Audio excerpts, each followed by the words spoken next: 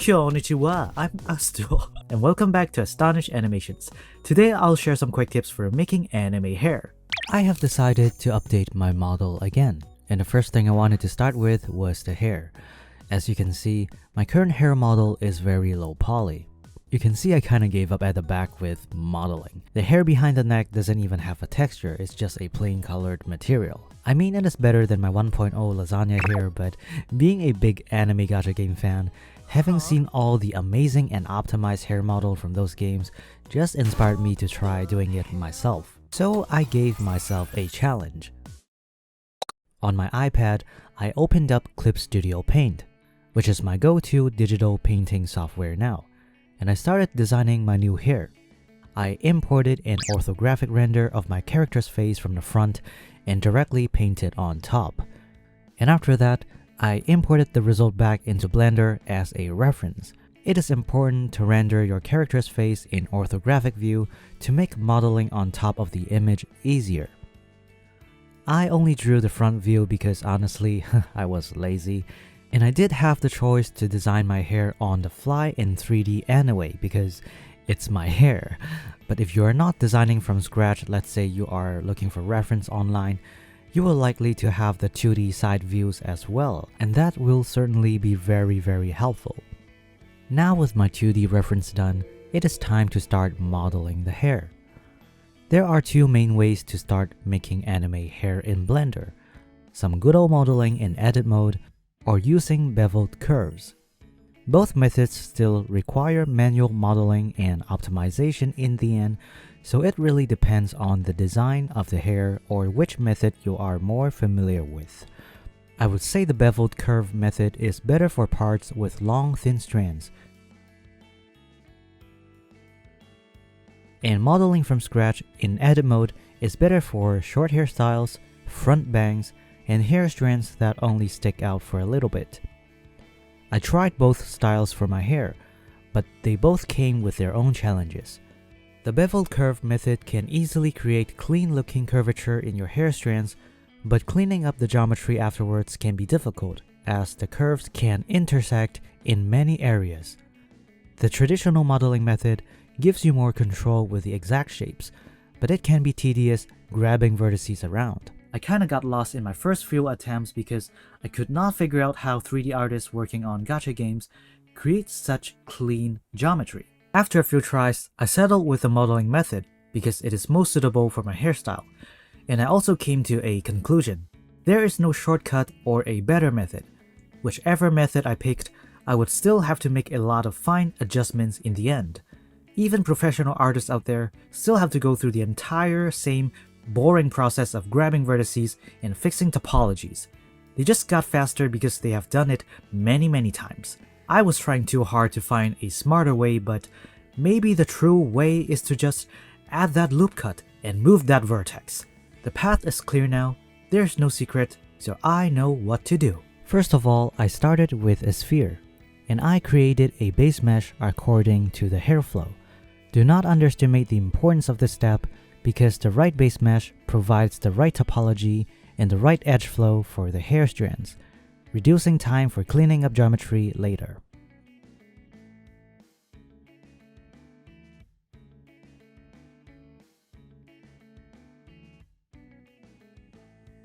I sculpted the hair mesh to match the reference for a little bit more, and I separated part of the mesh to create my front hair.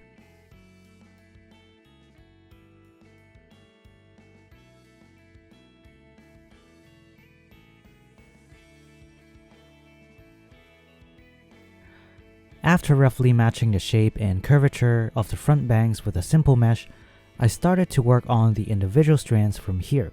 I was basically just tracing the shape and moving vertices around. I was just using simple commands like Ctrl-R to add loop cuts and V to rip edges or vertices. And remember to view the mesh from all angles when you are working on the shape.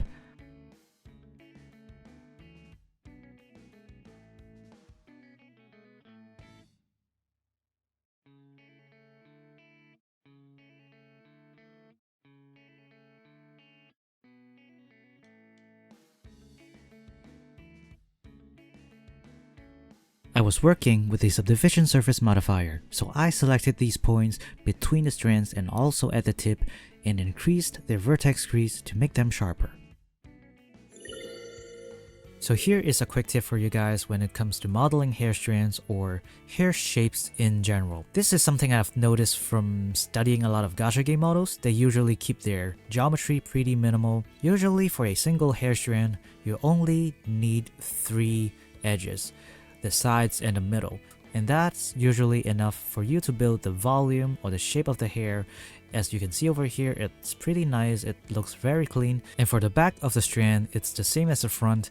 Usually you just need 1 or 2 edges down the length of the hair. And if you look at the profile of the hair strand, usually the front side is a little bit sharper than the back. But that's not a rule, it also depends on your design. But that's how they usually do it. And of course, if you need a little bit more geometry in between, you can add them just to smooth out the shape for a little bit maybe.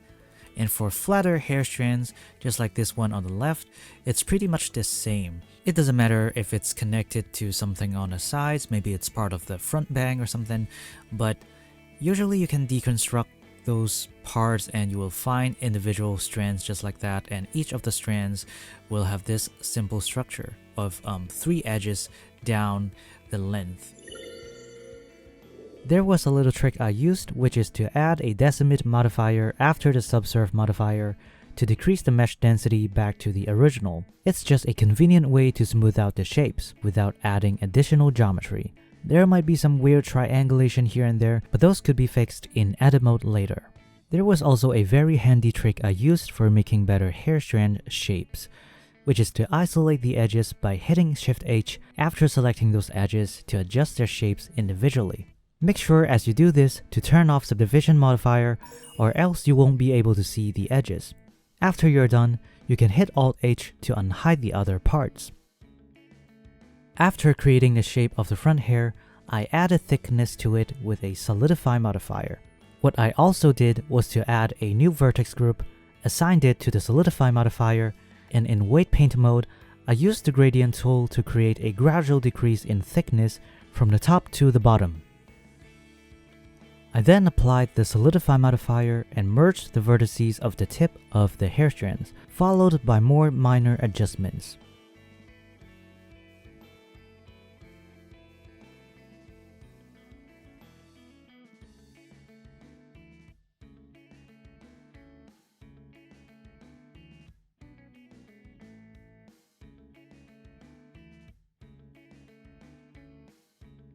You can press G twice to slide the edges around the sides of each strand to create the shadow areas for the textures later. This creates more volume for the hair strands.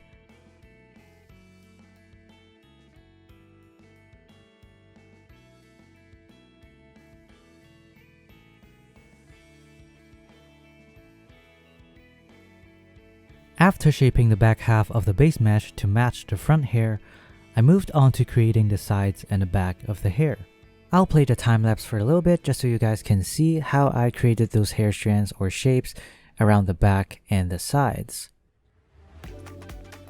This process is actually pretty repetitive because all those hair strands or hair parts on the back side of my hairs, they're all the same shape, so I'm just repeating the same procedure over and over again. But I hope you guys can understand what I'm doing here in the time lapse, because I tried to do this in a step-by-step manner, explaining how did I create those hair strands, but the video just ended up being like 10 times longer. So instead of doing that, I just placed the time lapse right here. But in the future, I will make more videos on making anime hair for different hairstyles. Short hair, long hair is a pretty nice challenge for me anyway, so I'll keep doing it in the future. But for now, please enjoy the time lapse and I'll get back to you in around 3 minutes.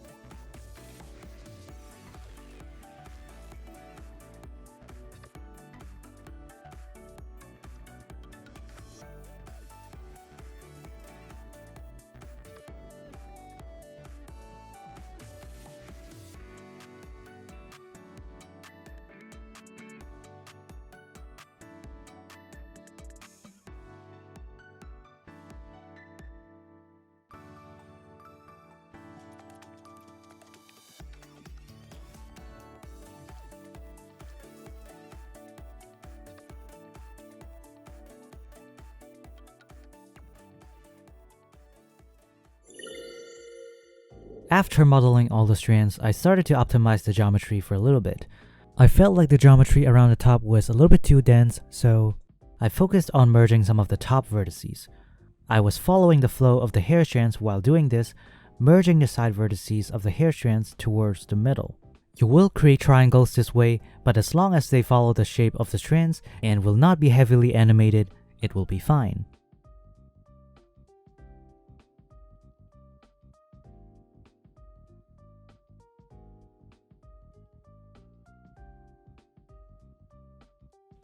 When the back of the hair was done, I moved on to creating the hair behind the neck. This was relatively easy to create. I could use a mirror modifier and make it asymmetrical afterwards.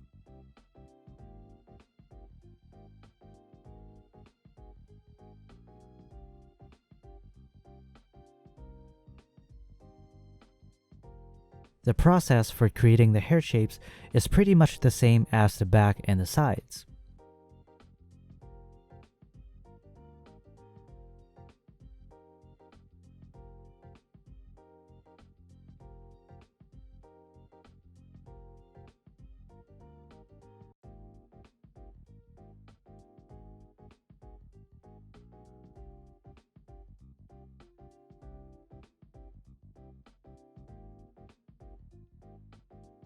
I brought back the glasses and adjusted the hair mesh so they wouldn't intersect.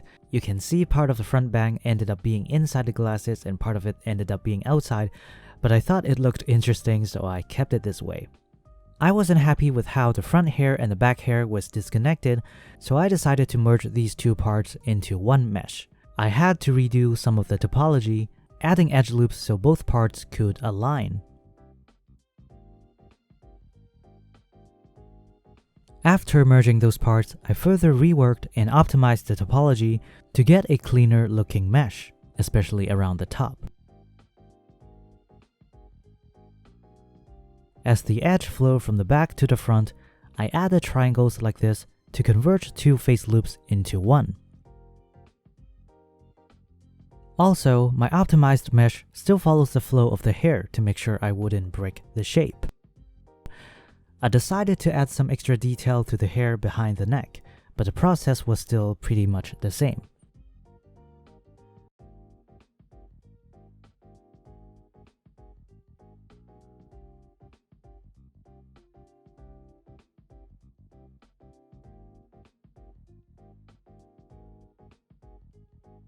And after hours of work, the modeling part is done, and I will move on to UVs and unwrapping. Actually, I forgot to make the little strand at the top, but I will add it back later. For the UVs, I mainly followed the shape of the strands, separating those strands into their own UV islands. This way I could make sure the UVs are as flat as possible, and I would not get too much distortion as I paint the textures. I separated the bottom parts of the strands into their own UV islands as they will be in the shadow, and they would probably only need one shadow color, so they didn't need that much resolution. This way I can make their UV smaller and give more resolution to the main strands. Overall, I divided the entire hair into two sets of UVs, one for the front bangs and the hair behind the neck, and one for the back. While the hair has two sets of UVs, which means I would need two textures, I just need one material. To do this, I used something called UDIM tiles and textures. Let me demonstrate how this works. So what exactly is UDIM? Let me demonstrate with a monkey head. We used to call it Suzanne, it's just called monkey now, I don't know why, but but let me just go ahead into edit mode and you can see it's UVs over here. And what if I duplicate this? And then I'm just gonna have another monkey head connected to this monkey head. And then let's say this very cursed object is the object we want to texture paint on. But as you can see, we have two sets of UVs over here, and it is very hard to cramp all of them into one square. And what I used to do is to just, okay, I'm just gonna select all the UV islands, and I'm gonna scale it down and fit them all into the square. And I'm going to just use a bigger texture. I mean, maybe it works. But you know, look at these spaces over here. Maybe I can rearrange the UVs as much as possible to fill in the square, but there is a better way, which is UDIM. So I've given this very cursed object a material, And let me add a texture. Let's go to add texture, image texture, and then I'm gonna hit new. And a very important thing is to check tiled over here, because this is how you create a UDIM texture. So let me hit new image, and then I'm gonna connect this to our base color maybe. So now I'm in texture paint mode, and as you can see, we have our texture right here, but we still can't really cram all the UV islands into this one square. So what I can do is to go to the side over here. You can hit N to just open up this tab and go to image, and then I can add a UDIM tile down here. So let me hit plus, and maybe I'm gonna make it like blue or something. I'm just gonna hit add. So now we have another tile right here, but essentially this black tile and this blue tile is considered as one texture input in your shader editor. It's still this one single texture, but we now have two tiles of this one texture. So now I can go back into UV editing and just start moving the UV islands of the other Suzanne head into this new tile. So now you can see we have two different textures on this one single object, and for the material, it's still one single texture input. And if you go ahead and save this texture, it's going to be something like udim demo.1001 and udim demo.1002. So this is how you use UDIM in your texture painting process, and that's very handy. Now we can start texture painting. This time I decided to use a free Blender add-on called Ucupaint. It allows you to paint textures in layers. It's like a free alternative to Substance Painter, which is another paid software I usually use.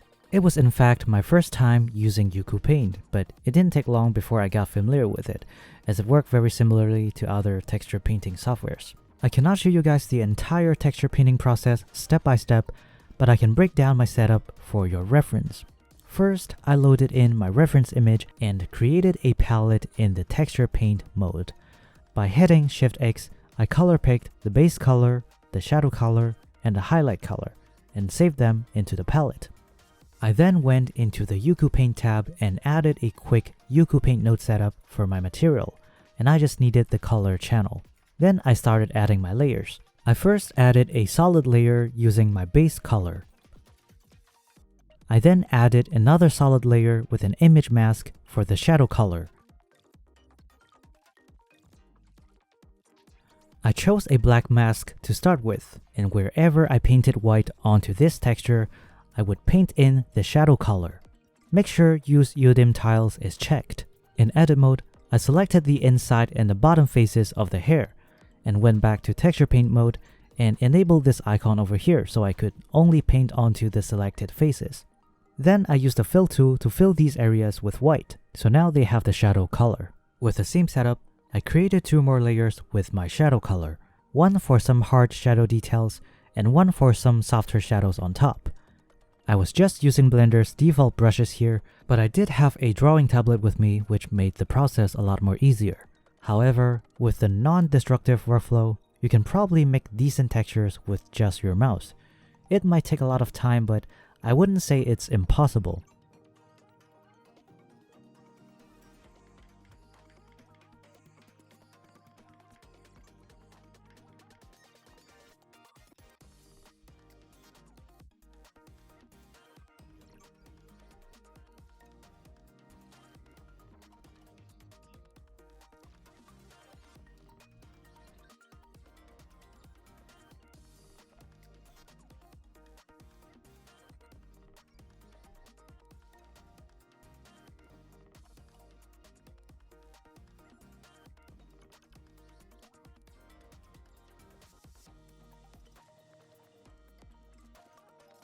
For these black and white image masks, you can consider saving a copy of them since they might be useful for creating your own hair shader afterwards.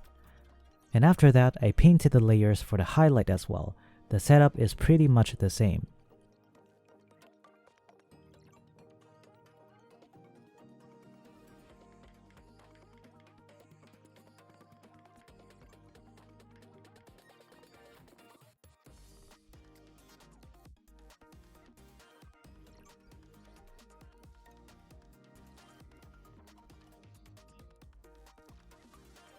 And after some more time, the hair texture is done.